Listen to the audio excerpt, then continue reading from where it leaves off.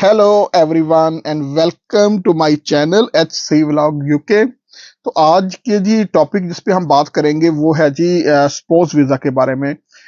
Sports visa के जो उसके लिए हम डिस्कस करेंगे कि उसके सैलरी की थ्रेशोल्ड कितनी चाहिए, बच्चों के लिए जो डिपेंडेंट वीज़ा अप्लाई करते हैं उसकी क्या रिक्वायरमेंट्स हैं, अभी करंटली क्या चल रही हैं और अप्रैल के बाद क्या चेंज आने वाली हैं और इसके लिए डॉक्यूमेंट क्या क्या चाहिए होते हैं। पूरा मैं आपको आज की वीडियो में सारा वन टू ऑल डिस्कस करूंगा स्पोर्ट्स वीजा और बच्चों के डिपेंडेंट वीजा के बारे में, अभी की करंट रिक्वायरमेंट और अप्रैल के बाद क्या चेंज होने जा रहा है, उसकी कंप्लीट रिक्वायरमेंट क्या होंगी। ये सारा मैं आपकी आज की वीडियो में डिस्कस करूंगा। और एक चीज, इस वीडियो स्टार्ट करने से पहले अगर आपको वीडियो मेरी अच्छी लगे तो इसको लाइक और सब्सक्राइब करना ना भूलिएगा। और चलते हैं जी अपने मेन टॉपिक की तरफ।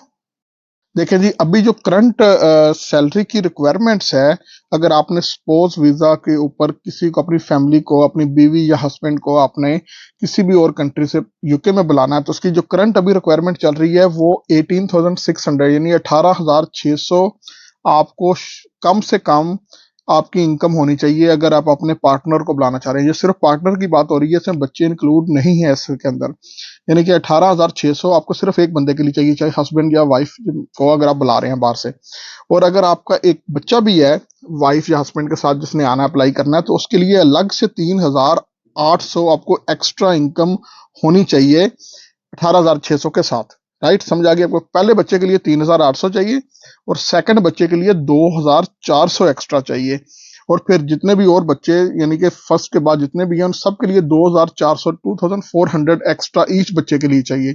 सिर्फ पहले बच्चे के लिए 3,800 चाहिए। यानी कि अगर आपने फॉर एग्जाम्पल वाइफ आपकी आ रही है उसके लिए 18,600, फर्स्ट एक चाइल्ड है तो उसके लिए 3,800, सेकंड चाइल्ड है 2,400, तो टोटल आपको 24,800 मिनिमम आपकी इनकम होनी चाहिए एक वाइफ और दो बच्चों के साथ, या हस्बैंड और दो बच्चों के साथ। इसी तरह अगर आपके 3 बच्चे हैं तो उनके लिए आपको 27,200 एटलीस्ट मिनिमम आपकी इनकम हो, तो तब आप करंटली अप्लाई कर सकते हैं। टिल अप्रैल की बात कर रहा हूँ, अप्रैल तक से पहले पहले अगर आपने अप्लाई करना है तो ये इसकी रिक्वायरमेंट्स हैं। आपको मेरा ख्याल है काफी हद तक पॉइंट क्लियर हो गया होगा। काफी सारे लोग इसमें कंफ्यूज होते हैं और समझ नहीं आती। अगर आपको दोबारा मैं कह रहा हूँ कोई चीज समझ ना आए तो फील फ्री आप मैसेज करें, मैं आपको सारा प्रोसीजर वन टू ऑल मैं आपको समझाऊंगा जो मेरे पास नॉलेज है, जो मेरा जो एक्सपीरियंस वगैरह है।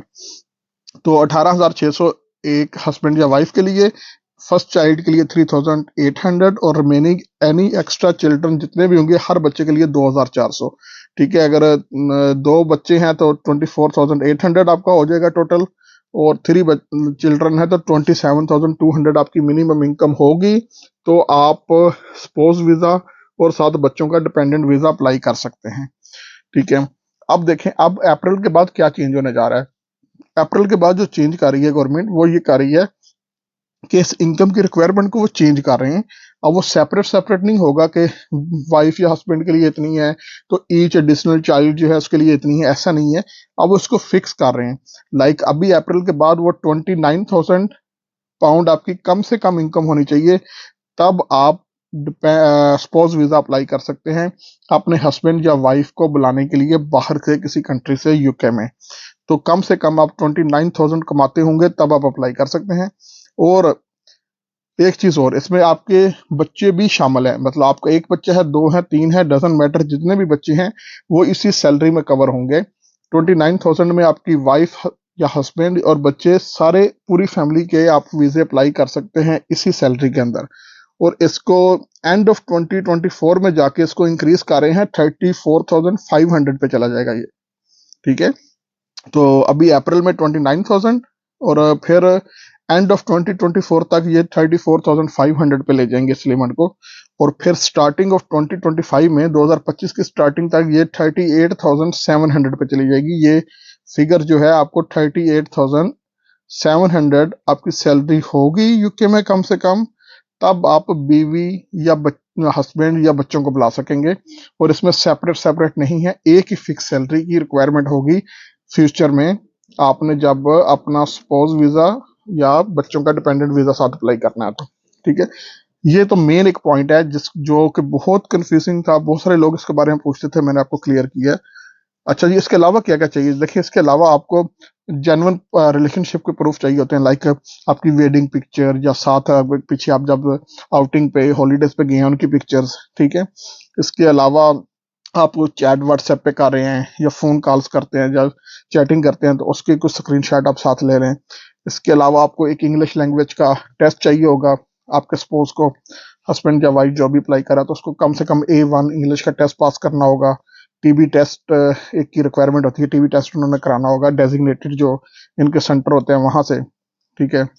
इसके अलावा अकोमोडेशन आपने यूके में जो पार्टनर है आपका उसने अकोमोडेशन शो करानी होगी कि मेरे पास इनफ स्पेस है, मैं अपनी फैमिली को अकोमोडेट कर सकता हूँ।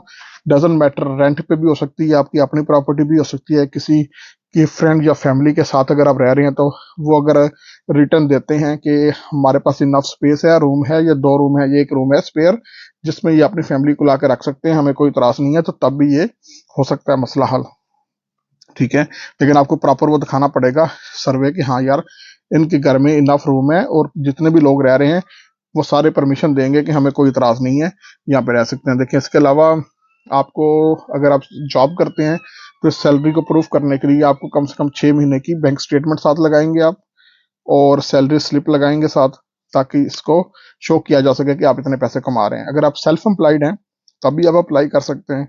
सेल्फ एम्प्लॉयड के लिए जो लास्ट आपका ईयर एंडिंग होती है, लाइक 5 अप्रैल से अप्रैल तक, तो वो आपने जो लास्ट टैक्स रिटर्न जमा कराई होगी HMRC में, वो अपने अकाउंटेंट से सारे डॉक्यूमेंट लेके टैक्स रिटर्न के वो आपने शो करने हैं, और जो HMRC को आपने टैक्स पे किया है उसका प्रूफ भी आपने साथ लगाना है, ठीक है। और जो करंट ईयर चल रहा होगा जब आपने अप्लाई करना है तो उस साल की उस डेट तक की जो रिमेनिंग मंथ है अगर करंट ईयर के उसकी भी बैंक स्टेटमेंट और salary slip I mean tax जो रिटर्न के जो डॉक्यूमेंट होंगे और बैंक स्टेटमेंट जो होगी वो आपने साथ लगानी है कि मैं अभी करंट भी काम कर रहा हूँ, और एक लेटर आप अपने अकाउंटेंट से ले लीजिएगा कि ये बंदा अभी भी करंट सेल्फ एम्प्लॉयड है और काम कर रहा है इस पे। अगर कोई पॉइंट क्लियर ना हो तो आप मुझे मैसेज कर दीजिएगा, मैं इसको कोशिश करूंगा कि मैं आपको गाइड कर सकूं, ठीक है। ये बेसिकली रिक्वायरमेंट्स हैं। होप कि आपको सारी समझ आ गई होगी। कोई इतना रॉकेट साइंस नहीं है, बहुत इजी प्रोसेस है। आप ऑनलाइन जाएंगे, इनकी वेबसाइट पे जाएंगे UKVA की, वहाँ पे अकाउंट बनाएंगे अपना, ठीक है, ईमेल डालेंगे, पासवर्ड डालेंगे, और एप्लीकेशन जो है वो आप online he with in 20 minutes आप जो है वो अप्लाई कर सकते हैं। बाकी रहेगी बात फीसिस की, जब एप्लीकेशन आप सब कंप्लीट कर लेंगे तो आपने अपने डॉक्यूमेंट जो होंगे वो अपलोड करने होते हैं, उससे पहले अपनी फीस पे करते हैं और IHS की फीस पे करते हैं। उसके बाद आपके पास टाइम होता है, जब तक आपकी बायोमेट्रिक की अपॉइंटमेंट होती है उससे पहले पहले आप अपने डॉक्यूमेंट खुद ही स्कैन करके अपलोड कर सकते हैं। अगर आप वो नहीं करना चाहते या नहीं हो सकते आपसे, तो सारे डॉक्यूमेंट की ऑप्शन होती है, आप जब बायोमेट्रिक के लिए जाएं तो वहां पे वो भी आपको स्कैनिंग की सर्विस देते हैं और चार्ज करते हैं, लेकिन आप वहां से भी करवा सकते हैं अगर करवाना चाहें। And I think that's it. और जब बायोमेट्रिक के लिए आप जाते हैं तो आपने अगर डॉक्यूमेंट ऑलरेडी अपलोड कर दिए हैं तो आपने सिर्फ अपना पासपोर्ट साथ लेके जाना है। आपके पार्टनर ने आदमी जिस सेंटर में उसकी अपॉइंटमेंट है वहां पे बायोमेट्रिक की अपॉइंटमेंट के लिए अपना पासपोर्ट लेके जाएं, और जो अपॉइंटमेंट का लेटर होगा वो लेके जाना है, और दैट्स इट। तो बहुत जल्दी जाता है। Thank you so much for watching, and hopefully आपको पसंद आई होगी वीडियो। मिलते हैं किसी नेक्स्ट वीडियो में। Thank you so much, take care, अल्लाह हाफिज।